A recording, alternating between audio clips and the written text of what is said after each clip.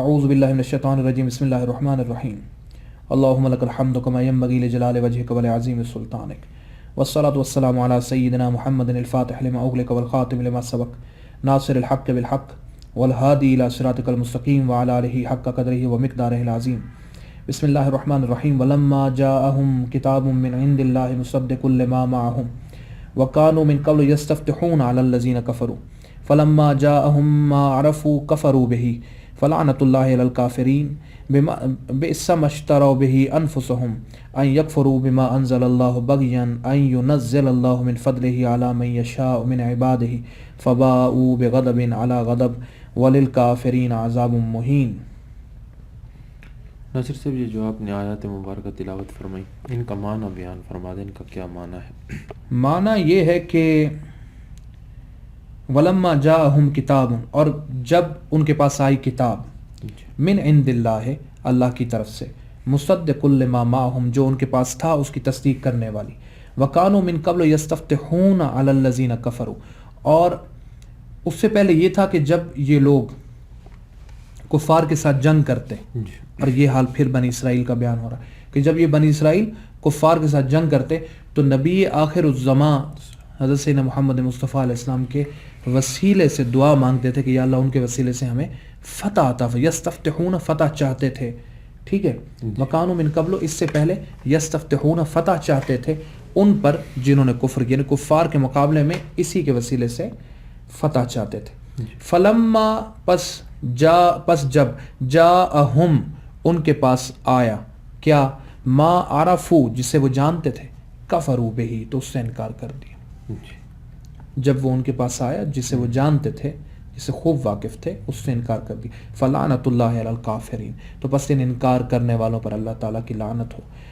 بئس ما اشتروا بہ انفسہم، کیا ہی بری چیز ہے، ٹھیک ہے، بئس ما اشتروا بہ انفسہم، انہوں نے کیسی بری چیز کے عوض اپنی جانوں کو بیچا، ٹھیک ہے، ان یکفروا، کہ انہوں نے کفر کیا، بما انزل اللہ، اس سے جسے اللہ نے نازل کیا تھا، بغین، بغاوت اور سرکشی کرتے ہوئے، بغین ان ینزل اللہ من فضلہ علی من یشاء من عبادہ، اور یہاں اگر بغین کا لفظ آیت کے اگلے حصے سے منسلک ہو تو پھر معنی ہوگا کہ اس بات سے بغاوت کرتے ہوئے کہ جس پر اللہ نے وہ وحی نازل کی اور جسے نبوت دی، یہ اس سے راضی نہیں تھے، حالانکہ اللہ جسے چاہتا ہے وہ اپنی وحی کے لیے اور اپنی مخلوق کی رہنمائی کے لیے نبوت عطا کر دیتا ہے، ٹھیک ہے جی۔ تو ان ینزل اللہ من فضلہ، اللہ تعالیٰ اپنے فضل سے نازل کرتا ہے، علی من یشاء، جس پر چاہتا ہے، من عبادہ، اپنے بندوں میں سے، فباؤوا بغضب علی غضب، تو انہوں نے غضب کے اوپر اور غضب انہوں نے حاصل کیا، یا اسی غضب در غضب کی حالت میں وہ رب کے دربار سے لوٹے۔ تو یہ اس کا ترجمہ، وللکافرین عذاب مہین، اور کفر کرنے والوں کے لیے وہ عذاب ہے جو ان کو ذلیل و خوار کر کے رکھ دے گا۔ عذاب مہین، وہ عذاب جو ذلیل و خوار کر کے رکھ دے گا۔ صحیح، اس کی تشریح بیان فرما دیں۔ تشریح اس کی یہ ہے، یہ اس وقت کا حال بیان کیا جا رہا ہے جب نبی پاک صاحب الاولیاء علیہ السلام نے اظہار نبوت فرمایا، تو پہلے ان کے پچھلے حالات بیان ہو رہے تھے، پھر موجودہ جو یہودی لوگ ہیں ان کے بارے میں گفتگو ہو رہی ہے کہ کیا تھا، یعنی ان کو کہا گیا تھا کہ یہ وہی رسول نہیں ہے جن کا نام لے کے تم کفار کے خلاف جب تم جنگ کرتے تھے، کیونکہ بنی اسرائیل کفار نہیں تھے، اور جہاں بھی ان کے لیے کفر کا لفظ ہے اس کا معنی انکار ہے، کس چیز کا انکار، انہوں نے انکار، یا آپ کہیں کہ عدم اطاعت، ورنہ خدا کے ہونے کو وہ مانتے تھے۔ جیسے ایک مطلق کافر ہوتا ہے نا، کہ جو یہ کہتا ہے کہ بھائی خدا ہے ہی نہیں، تو یہ ایسے نہیں تھے، خدا کے ہونے کو یہ مانتے تھے، اس کے باوجود اس کے سامنے سرکشیاں کرتے تھے۔ تو یہاں بھی اسی طرح کا معنی، اور جو مقابل لوگ تھے بنی اسرائیل کی جن کے ساتھ جنگیں ہوتی تھی، وہ تھے جو خدا کے ہونے کو مانتے ہی نہیں تھے۔ صحیح، تو وہ وہاں پہ کفر شرعی معنی میں استعمال ہو رہا ہے کہ وہ ایسا شخص کہ جو خدا کے ہونے کو نہیں مانتا۔ تو جب تمہاری جنگیں ایسے لوگوں سے ہوئیں جو خدا کو مانتے ہی نہیں تھے، تو تم کیا کرتے تھے، تم کہتے تھے کہ اس نبی آخر الزمان کے صدقے اے الہ العالمین ہمیں فتح عطا فرما جسے تو سب سے آخر میں بھیجے گا اور جو تیرا سب سے زیادہ محبوب نبی اور رسول ہے. تو یعنی تم انہیں جانتے تھے, تمہیں ان کے فضائل کا پتہ تھا, تمہیں یہ پتہ تھا کہ ان کی رب کی بارگاہ میں کیا شان ہے, تم ان کے وسیلے سے دعائیں مانگتے تھے. اور ہوا کیا, فلما جاءہم ما عرفوا, جسے تم جانتے تھے جب وہ آ گیا, کفروا بہ, تو اسی سے انکار کر دیا. ٹھیک ہے, جسے تم جانتے تھے جب وہ آ گیا تو تم نے اسی سے انکار کر دیا. فلعنت اللہ علی الکافرین. تو اب ایسے کفر کرنے والوں پہ اللہ تعالیٰ کی لعنت. اب یہ جو ہے یہ کفر کے ایک اور اصطلاحی معنی میں داخل ہو گئے بنی اسرائیل کہ اگر کوئی شخص اس نبی کو نہیں مانا, اگر کوئی شخص ایک بھی نبی کا انکار کرتا ہے تو وہ بھی کافر ہے. ٹھیک ہے, تو ان معنی میں یہ پھر کفر کے اس اصطلاحی معنی میں بھی داخل ہو گئے.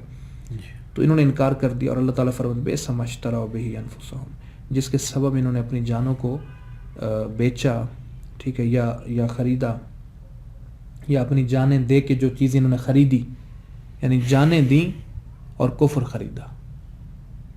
ٹھیک ہے, تو کیا ہی عجب برا سودا کیا انہوں نے. اور وہ چیز کیا تھی, ان یکفروا بما انزل اللہ, کہ اپنی جانیں دے کر, ٹھیک ہے, یہ سودا کیا کہ ہم اللہ سے اور جو اس نے نازل کیا اس سے ہم انکار کریں گے, یہ عقیدہ خریدا. تو اس میں ہمارے لیے پیغام کیا ہے؟ پیغام یہاں پہ نا اس ایک آیت میں غور کرنے کی ضرورت ہے. ایک تو یہ ہے, یہ آیت بڑی عجب قسم کی آیت ہے.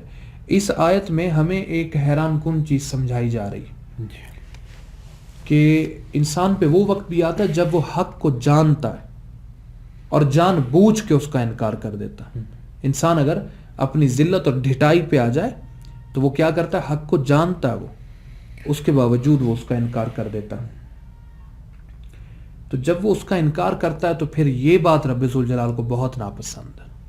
ٹھیک ہے, یہ ایسے ہی ہے جیسے غضب کے اوپر اور غضب خریدنے والی بات ہے. فباؤوا بغضب علی غضب, کہ وہ غضب کے اوپر اور غضب کی حالت میں اللہ کی بارگاہ سے لوٹے. کیوں ایسا ہوا؟ ایک تو ان کا حق کو جان کے اس کا انکار کرنا ہے, ٹھیک ہے نا, اور دوسرے پھر اس حق کو چھپانا, یعنی یہ گناہ کے اوپر گناہ ہے تو پھر اس کے اوپر غضب کے اوپر غضب بھی, دو غضب شامل ہو گئے. دوسرے یہاں ایک بڑا واضح قسم کا ایک ہے نا اشارہ کہ اللہ تعالیٰ یہاں فرماتا ہے کہ بغین ان ینزل اللہ من فضلہ, اللہ کے اس کا بے سمجھتا رہو بہی انفسہم, کہ انہوں نے کیا ہی بری چیزیں لینے کے لیے اپنی جان کو بیچا. ٹھیک ہے, یا اپنی جان کے عوض کیا ہی بری چیزیں خریدی, یعنی کفر. کیا ان یکفروا بما انزل اللہ, کہ وہ کفر کریں گے اس کے ساتھ جو اللہ نازل کرے گا. اور یہ کیونکہ انہوں نے بغین, بغاوت کرتے ہوئے. اب یہ بغاوت کیا تھی؟ بغاوت یہ تھی کہ بنی اسرائیل کے ذہن میں یہ تھا کہ جو آخری نبی آئیں گے وہ بھی ہمارے ہی بنی اسرائیل سے ہی ہوں گے. تو وہ اس لیے بڑے معتقد بنے ہوئے تھے. نسب پرستی چل رہی تھی. کیا چل رہا تھا؟ نسب پرستی چل رہی تھی. اور پھر کیا ہوا, جب حضور سید المرسلین سیدنا محمد مصطفیٰ علیہ السلام تشریف لائے اور آپ تو بنی اسماعیل میں سے تھے, تو انہوں نے دیکھا کہ یہ تو ہمارے خاندان سے نہیں ہے. تو پھر کیا ہوا, خاندانی حمیت کے نام پہ اللہ کے رسول کا انکار کر دیا, حالانکہ جانتے تھے کہ ان کی ساری نشانیاں ٹھیک ہیں. یہ گروہ جو آئے ہوئے تھے, یہ خیبر کے یہودی اور بنی قریظہ والے اور اس طرح کے اور ان کے جو قبیلے تھے, یہ یہاں پہ کیوں آئے ہوئے تھے عرب میں, فلسطین اور اسرائیل کو چھوڑ کے؟ یہ یہاں مکہ مدینہ میں کیوں رہتے تھے؟ کیونکہ ان کی کتابوں میں سب نشانیاں لکھی ہوئی تھیں کہ حضور سید المرسلین کب آئیں گے, کس جگہ پیدا ہوں گے اور کون سی جگہ پر تشریف لائیں گے.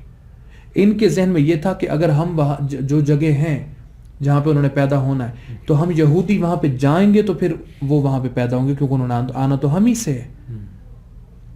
تو ہمارے کچھ خاندان وہاں پہ رہیں گے تو پھر ان خاندانوں سے وہ آخری رسول تشریف لائیں گے. ٹھیک ہے, تو یہ اس انتظار میں تھے کہ یہ ہم میں سے پیدا ہوں گے. تو وہ تو بنی اسماعیل میں سے ہو گئے. اب ان کو پتہ تھا کہ نشانی جگہ بھی یہی مکہ اور مدینہ ہے. مکہ میں پیدا ہوں گے, ہجرت کر کے مدینہ, مکہ ان کی پیدائش ہے, ہجرت ان کی ہجرت کا مقام مدینہ ہے. اور ان کی نشانیاں بھی ساری نبی پاک صاحب علیہ السلام کی نشانیاں بھی بنی اسرائیل کو خوب پتہ تھی. ٹھیک ہے, حضور سید المرسلین علیہ السلام کی نشانیاں بھی بڑی خوب ان کو پتہ تھی، یہ جانتے تھے کہ یہ وہی ہیں. ان کو اصل میں بغض یہ تھا کہ ہم میں سے کیوں نہیں آئے. اس بغض کی وجہ سے، اس بغاوت کی وجہ سے، اس نسب پرستی کی وجہ سے انہوں نے انکار کر دیا. تو یہاں ہمیں پتہ چلا کہ فتنوں میں سے ایک فتنہ نسب پرستی بھی ہے، کہ جب آپ اس میں بہت زیادہ غلو کی حد تک چلے جاتے ہیں تو پھر آپ حق قبول نہیں کر سکتے. تو اس لیے کبھی بھی اپنے نسب پہ تفاخر کے معاملے میں اس طرف نہیں جانا چاہیے، کیونکہ ایک بہت بڑی قوم حق کو قبول کرنے سے محروم ہو گئی. بہت بڑی قوم جو ہے وہ حق کو قبول کرنے سے محروم ہو گئی، صرف اپنے نسب پرستی کی وجہ سے اور اپنے نسب کی، یوں سمجھیے کہ نسب پہ فخر کی وجہ سے. ان کو لگا کہ یہ ہمارا فخر تھا، ہم سے چھین لیا گیا، تو چاہے حق ہے ہم اسے تسلیم نہیں کریں گے. تو یہ حالات رہے ان کے، جیسا کہ آج بھی ہے. مطلب آج کل کے یہودی بھی آج کی تورات میں بھی نبی پاک علیہ السلام کا اسم شریف محمد موجود ہے.